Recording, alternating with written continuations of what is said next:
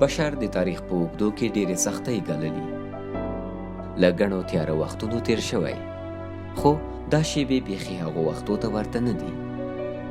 دا شیبې د هغو وختونو خلاف د پټېدو او غلي پاتې کېدو لپاره دي.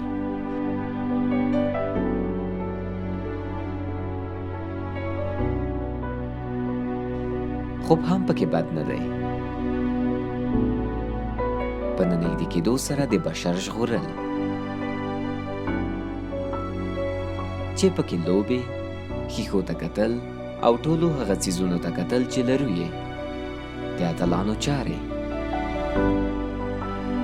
هر نسل له داسې شیبو تېرېږي چې تر دوی د وروستیو نسلونو لپاره پکې فردي قرباني ورکوي.